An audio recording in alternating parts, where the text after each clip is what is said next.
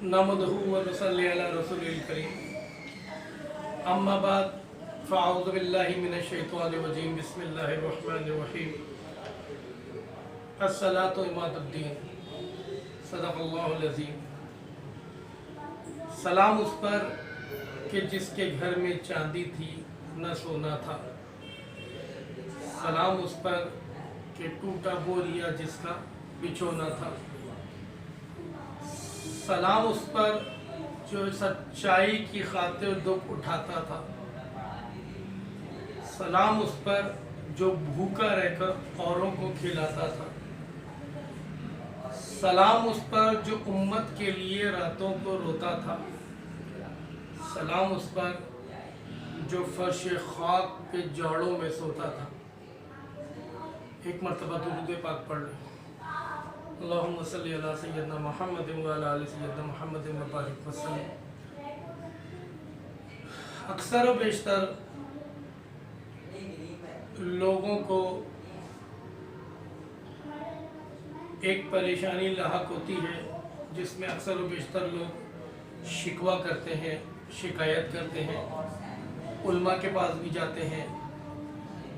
कुछ दोस्त अहबाब मुझसे भी सवालात करते हैं कि हमारे रिस्क में, हमारे रोज़गार में बरकत नहीं है।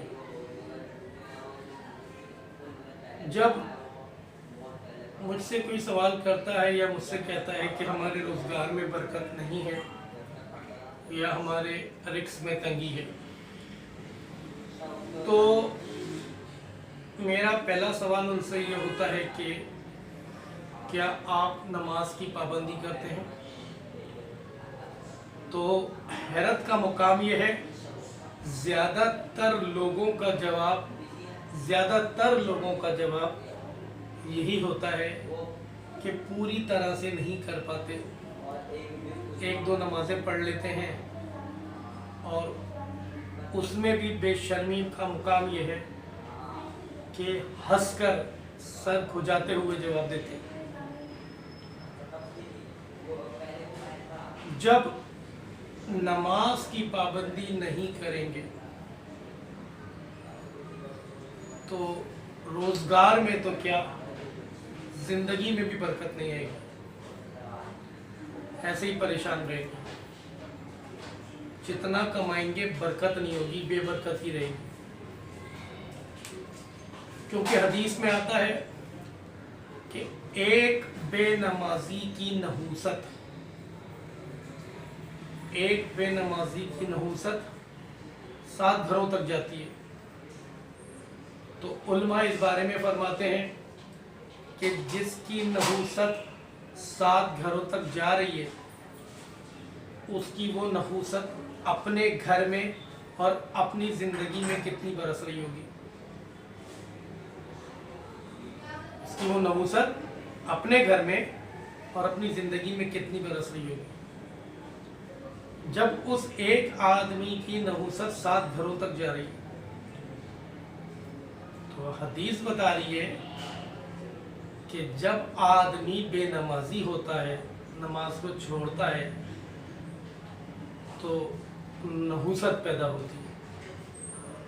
देखिए, काफिर और मोमिन में फर्क करने वाली चीज ही नमाज है। काफिर भी खाता है, काफिर सोता भी है, कारोबार भी करता है, तिजारत भी करता है, खेल कूद भी करता है, लेकिन काफिर नमाज नहीं पढ़ता। तो काफिर और मोमिन में फर्क करने वाली चीज नमाज है। अब मैं नमाज की पाबंदी करता नहीं और उम्मीद ये लगाता हूं कि मेरी जिंदगी में बरकत आ जाए, मेरे रोजगार में बरकत आ जाए।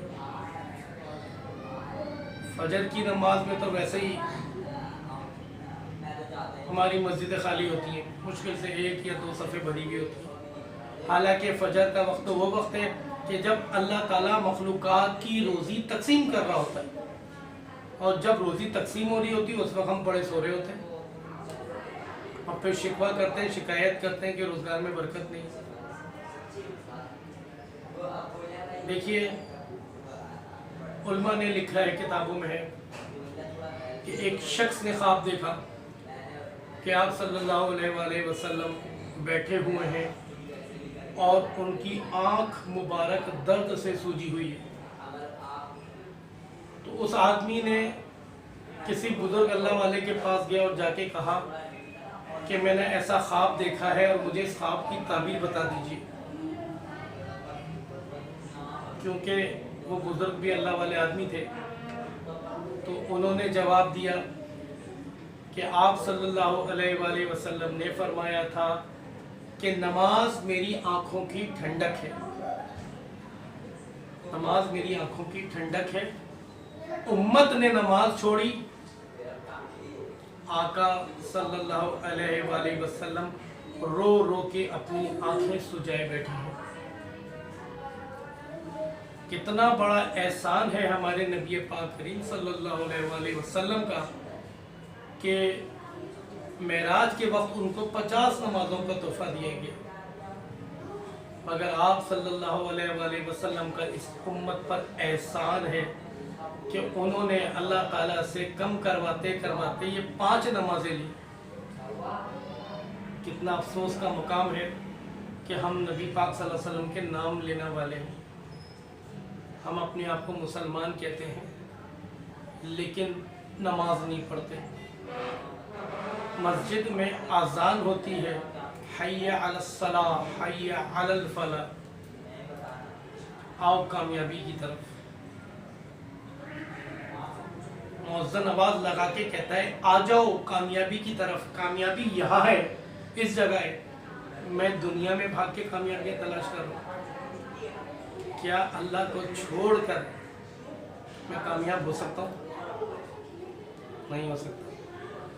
تو ضروری ہے کہ میں نماز کی پابندی کروں، جو 5 وقت کی نماز مجھے عطا کی گئی ہے میں اس نماز کی پابندی کروں۔ اور اول تو ہم نماز پڑھتے ہی نہیں ہیں، اور اگر تھوڑے بہت پڑھتے بھی ہیں تو ہماری نمازوں کا حال کیا ہے؟ دنیا بھر کی سوچیں، دنیا بھر کے کاروبار کا حساب کتاب ہم نمازوں میں کر رہے ہوتے ہیں۔ حالانکہ عبادت کے بارے میں، نماز کے بارے میں کیا آتا ہے؟ نماز ایسے پڑھو کہ تم اللہ کو دیکھ رہے ہو، ایسے نماز قائم کرو کہ تم اللہ کے دیکھ رہے ہو، اور اگر یہ نہیں کر سکتے تو کم سے کم یہ دھیان تو رکھو کہ اللہ تو تمہیں دیکھ رہا ہے۔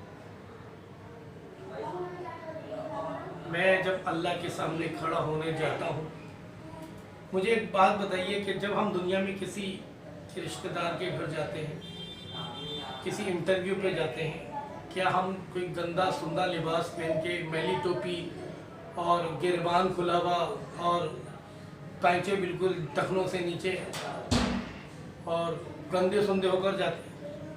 نہیں جاتے نا۔ جب ہم دنیا میں کسی کے پاس اس حالت میں نہیں جاتے تو اللہ کے سامنے جب کھڑے ہونے جا رہے ہیں تو ہم باوقار طریقے سے صاف ستھرے کپڑے پہن کر صاف ستھرا ہو کے کیوں نہیں جاتے؟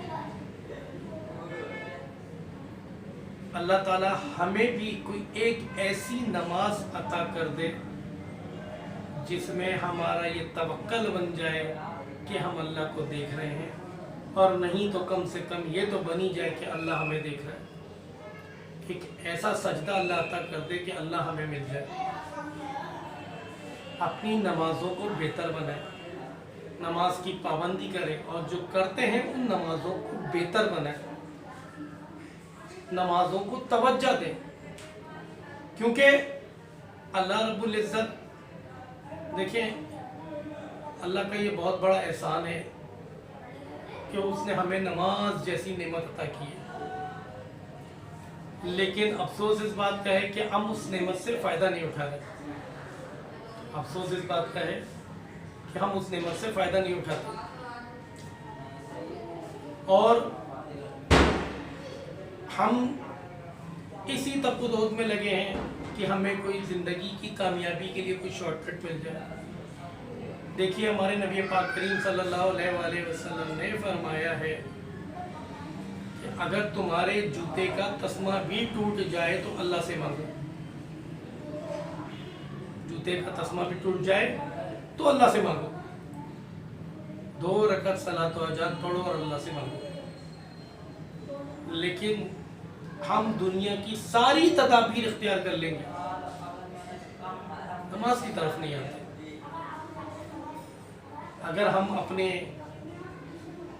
پیچھے دیکھیں, جو ہمارے پیچھے لوگ گزرے ہیں, اولیاء اکابرین جو گزرے ہیں, اولیاء گزرے ہیں, صحابہ گزرے ہیں, ان کی زندگی کیا تھی؟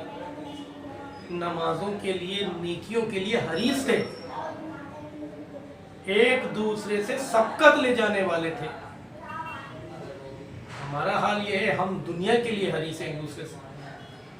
اس کے پاس گاڑی ہے تو میرے پاس گاڑی کیوں نہیں ہے؟ اس کے پاس اچھا گھر ہے تو میرے پاس اچھا گھر کیوں نہیں ہے؟ یہ ہماری سوچ کا محور بن گیا. ہماری سوچ کا محور دین نہیں ہے.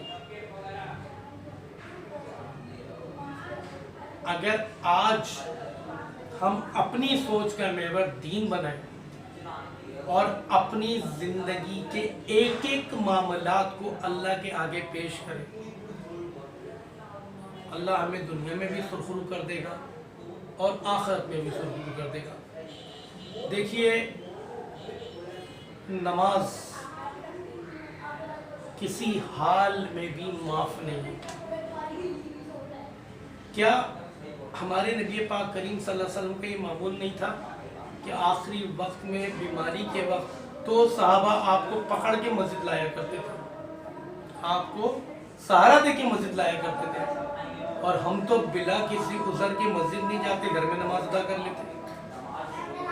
حالانکہ حدیث میں آتا ہے کہ آپ صلی اللہ علیہ وسلم فرمایا, جماعت کھڑی ہو اور میں لکڑیاں لوں اور ایسے گھروں کو جا کر آگ لگا دوں کہ جن کے مرد بلا کسی عذر کے نماز گھروں میں ادا کرتے. ایک تو نماز کی اہمیت, دوسرے جماعت کی اہمیت, تیسرے مسجد کی اہمیت. آج ہمیں یہ ساری باتیں بڑی معمولی لگتی ہیں, چھوٹی لگتی ہیں, لیکن ہمیں نہیں پتا کامیابی اسی میں ہے. اسی میں کامیابی ہے, اور اسی میں ہماری زندگی سکون میں آئے گی. ہمیں کوئی تکلیف آئے, کوئی پریشانی آئے, کوئی بیماری آئے, فوری طور پہ نماز کی طرف متوجہ ہو اور نماز پڑھ کے اللہ سے مانگیں اور کہیں اللہ تعالیٰ سے کہ یا اللہ میری یہ حاجت ہے تو پوری کر دے. اللہ تعالیٰ کہتا ہے, حدیث میں آتا ہے کہ اللہ تعالیٰ کو شرم آتی ہے کہ بندہ اس کے آگے ہاتھ اٹھائے اور اللہ اس کو خالی ہاتھ لوٹا دے. لیکن ہماری زندگی تو تدابیروں میں گزر جاتی ہے, ہماری زندگی تو چاپلوسی میں گزر جاتی ہے. نماز کو تو ہم نے بہت معمولی بات سمجھ لی ہے, حالانکہ یہ تو ایک ایسا عمل ہے جو انبیاء کا عمل ہے. ہمارے نبی پاک کریم صلی اللہ علیہ وسلم نے فرمایا کہ نماز تو دین کا ستون ہے. جس طرح سے کوئی بھی چھت ستون کے بغیر قائم نہیں رہ سکتی, کوئی بھی عمارت ستون کے بغیر قائم نہیں رہ سکتی, اسی طرح سے دین نماز کے بغیر قائم نہیں رہ سکتا. اور نماز میں اللہ نے وہ طاقت رکھی ہے کہ انسان کو برائیوں سے, گناہوں سے روک دیتی ہے. لیکن ضرورت ہے مستقل مزاجی کے ساتھ نماز پڑھنا. نماز میں دل لگے یا نہ لگے, نماز پڑھنا اور اللہ سے مانگنا کہ یا اللہ میرا نماز میں دل لگا دے, مجھے کامل نماز ادا کر دے. تو اللہ سے دعا کیجئے کہ اللہ تعالیٰ مجھے, آپ کو, ہم سب کو کامل نماز پڑھنے والا بنا دے, نماز کی پابندی کرنے والا, نماز کی اصل روح کو سمجھنے والا بنا دے. اور دیکھیے, اگر نماز کی روح کو سمجھنا ہے تو اللہ والوں سے جڑنا پڑے گا, اللہ والوں سے سیکھنا پڑے گا. اللہ تعالیٰ ہم سب کو ان باتوں پہ عمل کرنے والا بنائے. اور جو کوئی کمی کوتاہی اس بیان میں رہ گئی ہو اللہ تعالی ہم سب کو معاف کرے۔ وآخر دعوانا والحمدللہ رب العالمین۔